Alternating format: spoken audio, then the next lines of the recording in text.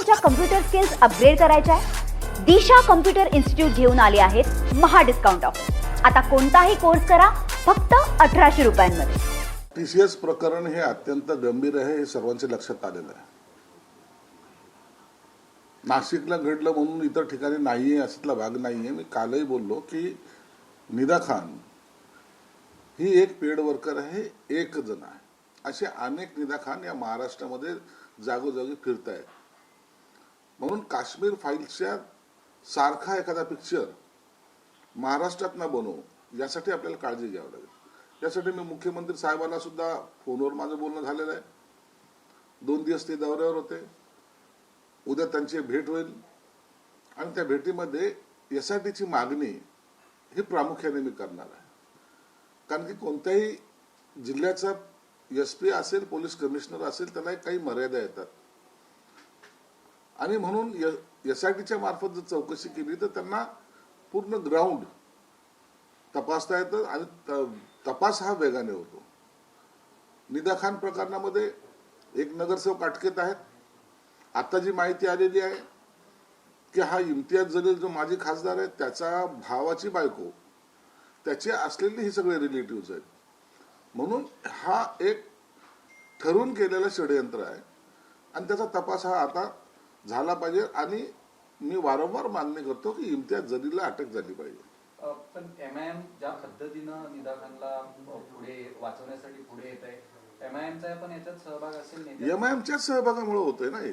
MIMच्या सहभागामुळेच हे सगळे प्रकार घडत आहेत. त्यांना एक वेगळा वर्ग या ठिकाणी तयार करायचा. तरुण वर्ग पाहिजे त्यांना, जो अशा ऍक्टिव्हिटीज करेल. आणि MIMला सुद्धा कोणी चालवतंय काय हा सुद्धा एक आपल्याला शोध घ्यावी लागेल.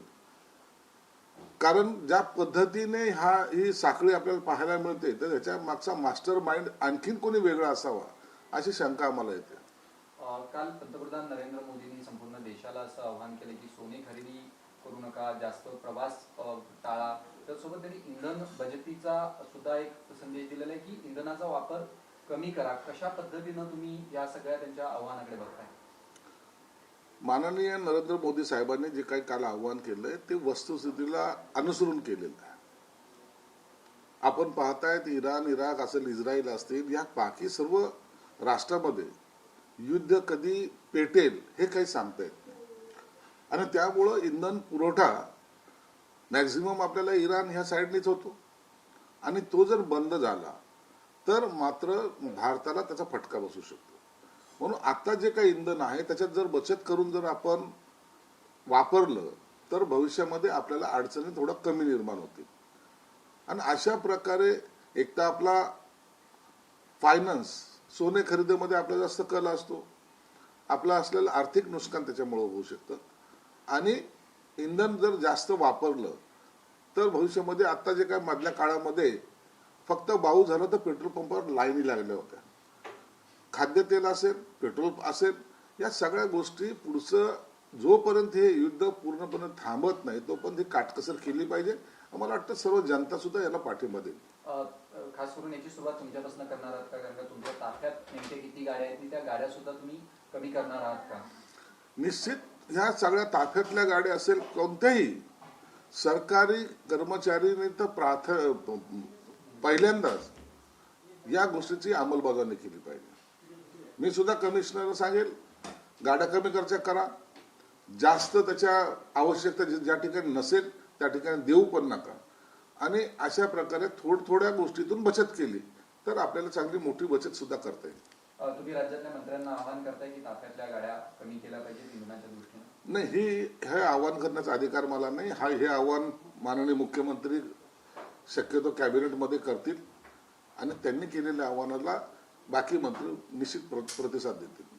शिवसेनेकडनं श्रीकांत शिंदे हे जवळपास 2 महिन्याचा दौरा महाराष्ट्रात करणार आहे. कुठल्याही प्रकारच्या सध्या निवडणुका नाही आहेत.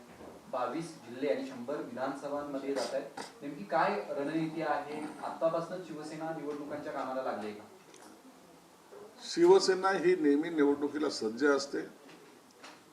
आता कोणत्याही निवडणुका नाहीत आणि अशा काळामध्ये कार्यकर्त्याचे संघटन एक मजबूत करण्यासाठी खासदार श्रीकांत शिंदे हे महाराष्ट्रभर दौरा करतात.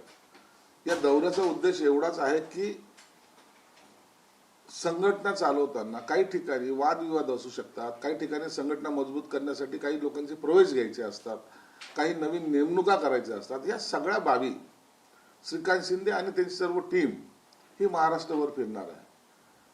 कधी निवडणुका लागो, काही लागो, आम्ही सज्ज आहोत. हा सुद्धा एक त्याच्या मागचा हेतू आहे. आणि सर्वात महत्वाचं, संघटना मजबूत तर पक्ष मजबूत हे धोरण आमचं असल्यामुळं आम्ही त्या दृष्टिकोनातून पाऊल उचलतोय. महाराष्ट्राचा विजय श्रीकांत शिंदे होऊ शकतात ज्या पद्धतीनं काल विजय थालापतीचा शपथ. नाही, आम्ही एवढे असे काही स्वप्न पाहत नाहीत. महाराष्ट्राचा विजय कोण होणार, एखाद्या विजयाने जर एखादा विजय संपादन केला याचा अर्थ असा नाही होत की प्रत्येक ठिकाणी तसे चमत्कार घडतात. परंतु एवढं निश्चित आहे की आम्ही आमचा पक्ष इतक्या मोठ्या प्रमाणात वाढू की आम्हाला, पुन्हा एकदा सांगतो की आमचा पक्ष वाढल्यामुळं आम्हाला एकनाथ शिंदे साहेब मुख्यमंत्री पाहायला आवडतील. सर, आपण ओबीसी संदर्भात देखील केंद्राला पत्र देणार असल्याची माहिती मिळते. नेमकं काय आहे त्या संदर्भात, काय पत्र देणार? ओबीसी संदर्भामध्ये जे काही माहिती समोर आलेली आहे, कुठे अनुस्वार चुकला, कुठं टिंब चुकलं, कुठं स्पेलिंग मिस्टेकमध्ये एखादा शब्द चुकला, यामुळं ओबीसी समाजातील जवळपास 2000 जे लाभार्थी आहेत ते त्याच्यापासून वंचित आहेत. मला वाटतं ही फार मोठी घटना आहे. आणि म्हणून असा मायनर चुकीमुळं, कास्टमध्ये काही फरक असेल तर ठीक आहे, परंतु अशा मायनर चुकीमुळं 2000 लोक म्हणजे लाभार्थी जर वंचित होत असतील तर याची काळजी घेतली पाहिजे. समाज कल्याण खात्याचे जे काही केंद्रीय मंत्री त्यांना मी पत्र या संदर्भामध्ये देणार आहे आणि मुख्यमंत्री साहेबांना सुद्धा सांगणार आहे. हे जे काही 2 कोटी लोक आहेत, 2000 नाही 2 कोटी लोक आहेत, म्हणून या 2 कोटी लोकांचा भवितव्याचा प्रश्न आहे. शिक्षणामध्ये त्यांना अडचण येतात, बाकी सर्वच गोष्टीमध्ये, नोकरीमध्ये अडचण येतात. म्हणून त्यासाठी पुन्हा एकदा ती ज्या रद्द झालेल्या आहेत त्या पुन्हा त्याला काय म्हणता येईल दुरुस्ती करून त्यांना ओबीसीचं प्रमाणपत्र हे दिलं पाहिजे. सर, आणखी एक प्रश्न असा आहे की नितेश राणे जे आहेत मंत्री ते देखील निराखांबद्दल सातत्याने बोलतायत. एमआयएम पक्षावर देखील दहशतवादी संघटना असल्याचा आरोप करतायत. पण त्यांनी आणखीन एक जो तुलना आहे ओवेसीची ती लादेन बरोबर केलेली पाहायला मिळते. कसं बघताय तुम्ही? लादेन आणि ओवेसीची तुलना केली. लादेनची तुलना ओवेसीची होऊ शकत नाही, परंतु ओवेसी ज्या पद्धतीने त्याचं संघटन करतोय त्याला एक गोष्ट चांगली आहे की मुस्लिम समाजातील जे काही मोठे नेते आहेत ते कुठेही त्याला पाठिंबा देताना दर्शवताना दिसत नाही. मुल्ला मौलवी असतील ते कधी पाठिंबा देताना दर्शवत नाही. यांनी ज्या पद्धतीने अतिरेकी टाईप आपलं संघटन तयार करायचा प्रयत्न केलाय, उचकवण्याचा लोकांना प्रयत्न केलेला आहे, काही ठिकाणी जातीचा विष पेरण्याचा प्रयत्न केलेला आहे. म्हणून नितेश राणेंनी सुद्धा जी काही मागणी केलेली की या संघटनेवर बंदी आली पाहिजे, त्याला आमचं समर्थन आहे. मोदींनी जे आव्हान केले त्याला अंजली दमानी यांनी विरोध केलेला आहे. स्वतः त्यांनी त्यांची 4 हेलिकॉप्टर्स ते घेऊन फिरतात, मोठा ताफा असतो, पहिला स्वतःपासून सुरुवात करावी असं अंजली दमानी म्हणतात. अंजली दमानिया हे अत्यंत उच्च श्रेणीचे विचारवंत आहेत, त्यातलं सर्व त्यांना कळतं. म्हणून त्यांच्यावर भाष्य करणं माझ्यासारख्या सामान्य कार्यकर्त्याला योग्य नाही आणि त्यांच्या विचाराची बरोबरी आम्ही करूही शकत नाही. मला तुमच्या कम्प्युटर स्किल्स अपग्रेड करायच्या आहे? दिशा कम्प्युटर इन्स्टिट्यूट घेऊन आले आहेत महा डिस्काउंट ऑफर. आता कोणताही कोर्स करा फक्त 1800 रुपयांमध्ये.